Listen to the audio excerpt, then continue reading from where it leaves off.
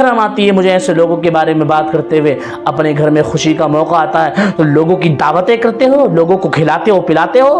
حضور کی جو ولادت کا دن آتا ہے، خوشی کا دن آتا ہے، جس دن ہمارے نبی پیدا ہوئے، جو سب سے بڑی خوشی کا دن ہے۔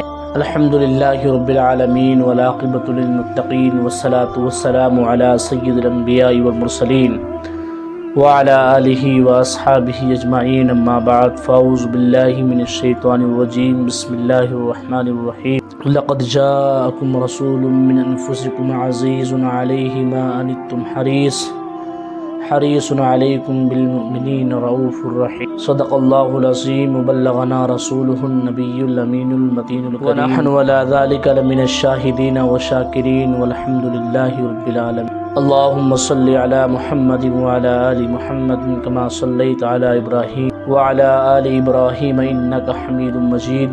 اللہم بارک علی محمد وعلی آل محمد کما بارکت علی ابراہیم وعلی آل ابراہیم انک حمید مجید۔ نثار تیری چہل پہل پہ ہزاروں عیدیں ربیع الاول، سوائے ابلیس کے جہاں میں سبھی تو خوشیاں منا رہے ہیں، سوائے ابلیس کے جہاں میں سبھی تو خوشیاں منا رہے ہیں، اور حشر تک ڈالیں گے ہم پیدائش مولا کی دھوم، حشر تک ڈالیں گے ہم پیدائش مولا کی دھوم، مثل فارس نجد کے قلعے گراتے جائیں گے، مثل فارس نجد کے قلعے گراتے جائیں گے، اور خاک ہو جائیں عدو جل کر مگر ہم تو رضا، دم میں جب تک دم ہے ذکر ان کا سناتے جائیں گے، دم میں جب تک دم ہے ذکر ان کا سناتے جائیں گے۔ پیارے آقا علیہ الصلوۃ والسلام کی پیارے دیوانوں، حضور سرور کونین صلی اللہ تعالی علیہ وآلہ وسلم جو 12 ربیع الاول کو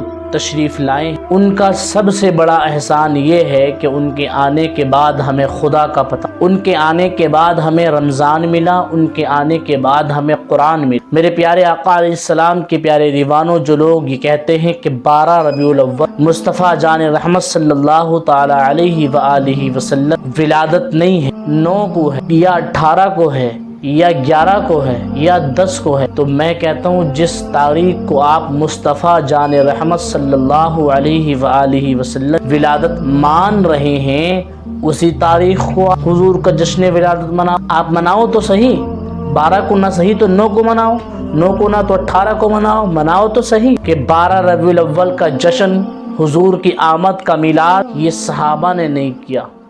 تو یہ بتائیے کیا ہر وہ کام جو صحابہ نے نہیں کیا ہے کیا وہ اسلام کے اندر جائز نہیں ہے؟ آپ سب سے پہلی بات تو یہ، صحابہ اکرام رضوان اللہ تعالی علیہم اجمعین نے اس دنیا کے اندر بہت سارے کام ایسے ہیں جو نہیں کیے اور آپ کر رہے ہیں، اور آپ کے بقول کہ جو کام صحابہ نے نہیں کیا وہ بدعت ہے، وہ گمراہی ہے، تو پھر آپ بہت ساری گمراہی اور بہت ساری بدعت کو پھیلا رہے ہیں۔ اب آپ کہیں گے کہ دین کے اندر تو کیا صحابہ نے اور اللہ کے نبی صلی اللہ علیہ وآلہ وسلم نے زندگی گزارنے کا طریقہ تمہیں نہیں بتایا؟ حضور سرور کونین صلی اللہ تعالی علیہ وآلہ وسلم نے کپڑے پہننے کا طریقہ نہیں بتایا؟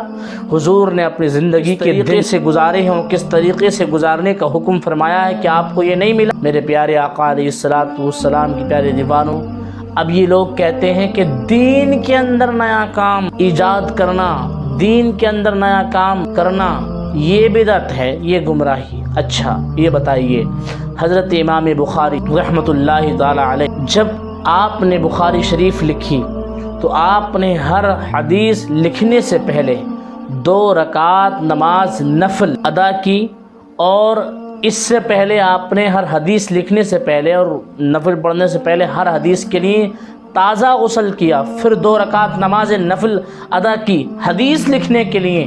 تو بتائیے کہ صحابہ نے حدیث لکھتے ہر حدیث لکھنے سے پہلے غسل کیا، اور غسل کرنے کے بعد پھر ہر حدیث لکھنے سے پہلے جو ہے 2 رکعت نماز نفل پڑھی؟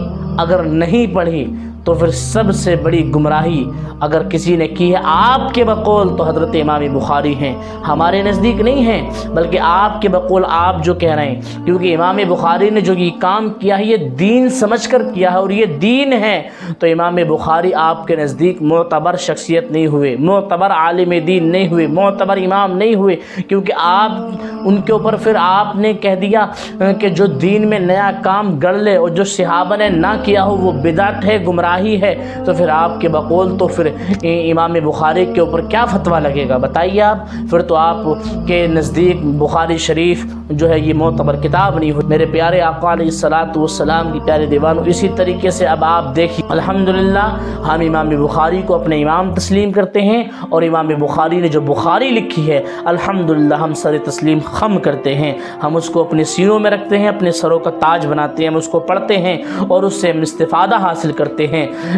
میرے پیارے آقا علیہ الصلوۃ والسلام کی پیارے دیوانوں، حضور سرور کونین صلی اللہ تعالی علیہ وآلہ وسلم اور آپ کے صحابہ اکرام نے بتائیے مسجدوں میں کب گنبد بنائے، یہ عالیشان مسجد کے اندر آشائش آرام، یہ پنکھے وغیرہ یہ کب لگوائے؟ یہ تو آپ دین سمجھ کے بناتے ہیں نا مسجدیں۔ صحابہ اکرام رضوان اللہ تعالی علیہم اجمعین کے زمانے میں جو مسجدیں تھیں وہ ایسی تھیں، جب بارش پڑ جاتی تھی اور کیچڑ ہو جاتی تھی تو صحابہ جو تھے کنکریاں لینے کے بعد وہاں پر ڈالا کرتے تھے۔ حضور فرماتے تھے کیا ہی اچھا فرش ہے، سبحان اللہ، کیا ہی اچھا فرش آپ ڈال رہے ہیں، سبحان اللہ۔ وہ کنکریاں بچھا کر کے کیچڑ کو ختم کرتے تھے، پھر اس پر نماز پڑھتے تھے۔ تو صحابہ کا تو طریقہ یہ رہا ہے، صحابہ کا طریقہ تو یہ ہے، عمل یہ ہے صحابہ کا۔ اب آپ جو ہے کتنی بہترین اور شاندار پتھر اور ٹائلس بچھا کر کے نمازیں پڑھتے ہیں، اور اتنا نہیں ان پر بہترین اعلیٰ قسم کی جو ہے قالینیں آپ بچھاتے ہیں۔ تو بتائیے یہ طریقہ جو آپ کر رہے ہیں کہ یہ دین ہے یا دنیا ہے؟ اگر دین ہے تو پھر تم دین میں نیا کام کیوں کر رہے ہو؟ بتاؤ کہ یہ صحابہ نے کیا؟ نہیں کیا، تو پھر تمہارے اوپر کون سا فتویٰ لگے گا؟ اسی طریقے سے آج تم جو ہے ختم بخاری کے موقع پر بڑے بڑے جلسے سجاتے ہو، کیا صحابہ کے زمانے میں جلسے سجے ہیں؟ اور تم جلسے سجانے کے لیے اور جو ہے بخاری شریف کے جو جلسے ہوتے ہیں ختم بخاری شریف کے، بتائیے کس صحابہ نے یا کون سے صحابی نے حضور کے زمانے میں یا حضور نے کب کس موقع پر یہ جلسے سجائے ہیں ختم بخاری کا ٹائٹل دینے کے بعد؟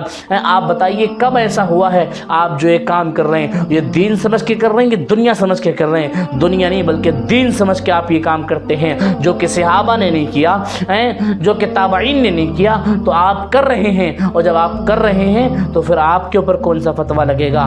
میرے پیارے آپ جو ہے بھولے بھالے سنی و مسلمان بھائیوں کو بہکاؤ مت۔ میرے پیارے آقا علیہ الصلوۃ والسلام کی پیارے دیوانوں، ہاں بلا تمثیل ہر وہ اللہ تبارک و تعالی قرآن مقدس کے اندر تمام حلال چیزوں کا ذکر کر دیا، تمام حرام چیزوں کا بھی ذکر۔ جو چیزیں اللہ کے نزدیک ناپسندیدہ ہیں اللہ نے ان سے رکنے کی ممانعت قرآن میں فرما دی کہ ان چیزوں سے رکنا۔ اللہ کے رسول نے اور اللہ نے وہ تمام چیزیں ہمیں بتا دی جن سے ہمیں رکنا ہے، جن کے قریب بھی ہمیں نہیں جانا ہے۔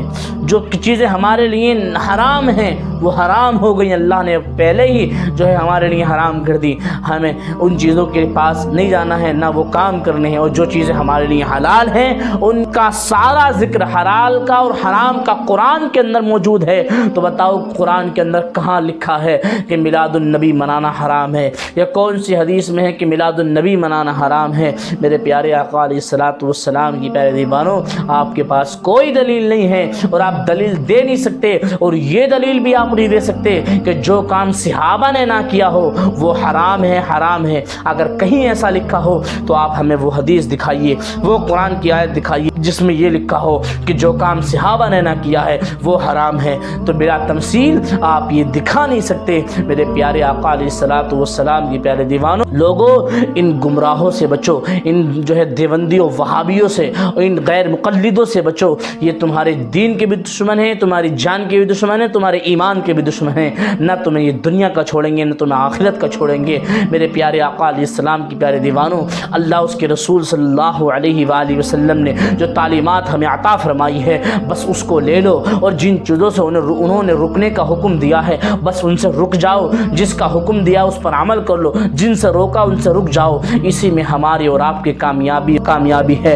میرے پیارے آقا علیہ السلام کی پیارے دیوانوں، ان کی زندگیاں ختم ہو جائیں گی مگر یہ میلاد النبی صلی اللہ تعالی علیہ وآلہ وسلم کو غلط ثابت نہیں کر سکتے۔ یہ کتنا ہی اپنی بکتے رہیں مگر کوئی دلیل ایسی نہیں دے سکتے کہ جس میں واضح طور پر یہ لکھا ہو کہ حضور کا جشن منانا، حضور کی ولادت کا دن منانا یہ حرام ہے، حرام ہے۔ تمہارے گھروں میں بچیاں اور بیٹے پیدا ہوتے ہیں، تم خوب مٹھائیاں بانٹتے ہو، اور رسول کا جب جو ہے ولادت کا دن ہوتا ہے تو تم دلیلیں مانگتے ہو کہ ہمیں یہ کائنات ملی اور ہمیں جو ہے اس دنیا کے اندر اتنی بڑی عظیم نعمتیں ملی جس کے صدقے میں ہمیں قرآن، رمضان، ایمان ملا، ہم جو ہے اس نبی کی خوشی نہ منائیں؟ تم اس نبی کی خوشی منانے سے روکتے ہو؟ شرم آنی چاہیے ایسے لوگ۔ ہمارے لیے تو ہر وہ دن عید کا دن ہے جس میں ہمیں خوشی ملی ہے۔ آپ اس سے پہلے نہ اتنی بڑی خوشی کبھی دنیا میں آئی ہے اور نہ آنے والی ہے۔ ہر دن آپ کے گھروں میں کوئی خوشی واقع ہوتی ہے تو آپ عید کا دن سمجھتے ہو اس کو، اس دن کے لیے تم دلیل مانگتے ہو۔ ہمیں دلیل کی کوئی ضرورت نہیں ہے،